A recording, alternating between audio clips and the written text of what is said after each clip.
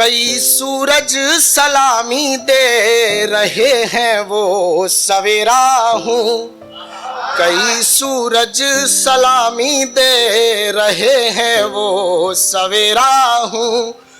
मुसाफिर आंसुओं के रास्ते में एक बसेरा हूँ, मुसाफिर आंसुओं के रास्ते में एक बसेरा हूँ।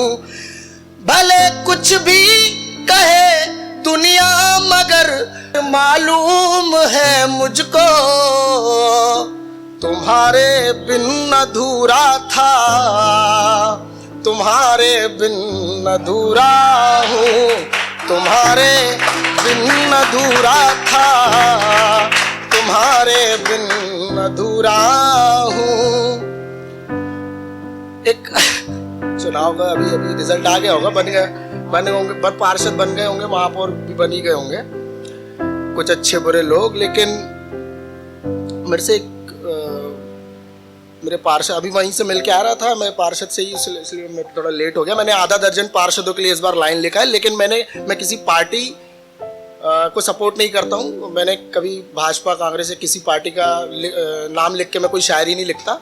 मैंने करीबन 12-13 लोगों के लिए, मैंने जो अभी चुनाव में जो रैलियां वगैरह चल रही थी और अरविंद ने पूरी एडिटिंग किया था उसकी, मैंने 12-13 लोगों के लिए लिखा है।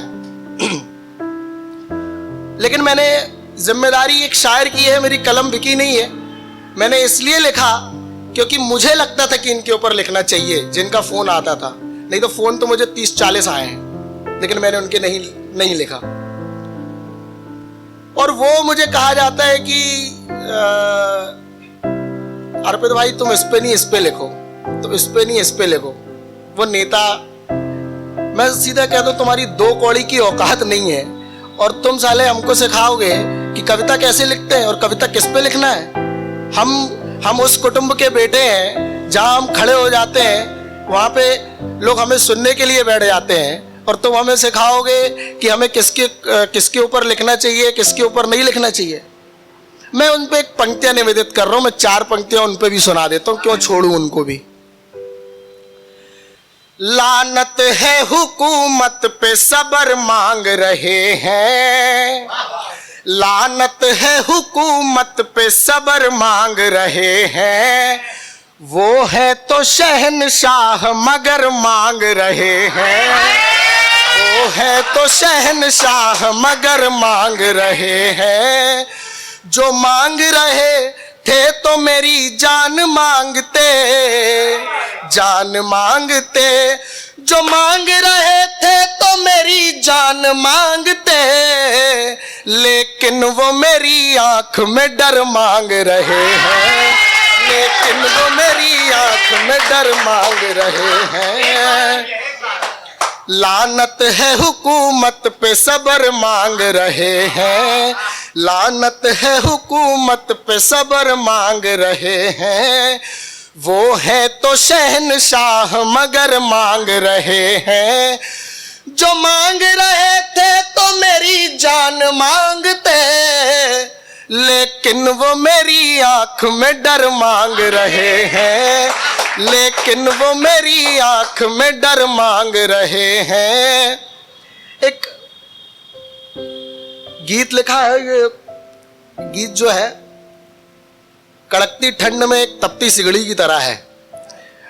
और मोहब्बत से मैंने जैसे बताया कि मेरा बहुत फासला रहता है, लेकिन दिलजलो वाली शायरियां कर लेते हैं। मैं गीत पेश करना चाहता हूं। अभी तक गीत जो लिखे हैं इतनी बदले की भावना से नहीं लिखे हैं। ये जो लिखा है सुनो अब हैरत में है सब मत पूछो, हैरत में है सब मत पूछो, चुप क्यों है लब मत पूछो। हैरत में है सब मत पूछो, चुप क्यों है लब मत पूछो। अब ये जो 2 लाइन पढ़ रहा हूं ना, ये बहुत हेर फेर तो है ये 2 लाइनों में, बट बहुत मजा आएगा, बहुत सटीक मैंने मारा है किसी को।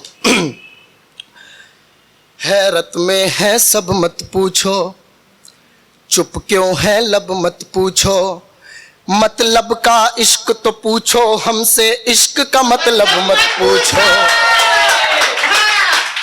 हैरत में है सब मत पूछो, चुप क्यों है लब मत पूछो। मतलब का इश्क तो पूछो हमसे, इश्क का मतलब मत पूछो। उस दौर की हर एक उलझन को, उस दौर की हर एक उलझन को अभी तलक हल करते हैं। हम तुमको अब भी अपने गीतों में शामिल करते हैं, हम तुमको अब भी अपने गीतों में शामिल करते हैं, हम तुमको अब भी अपने गीतों में शामिल करते हैं। बिल्कुल सत्यनारायण की कथा जैसे आप लोग तालियां बजाएं, है ना? बिल्कुल हम तुमको अब भी अपने गीतों में शामिल करते हैं। हैरत में है सब मत पूछो, चुप क्यों है लब मत पूछो। मतलब का इश्क तो पूछो हमसे, इश्क का मतलब मत पूछो, इश्क का मतलब मत पूछो। उस दौर की हर उलझन को हम, क्यों थी मोहब्बत, किसके लिए थी मोहब्बत?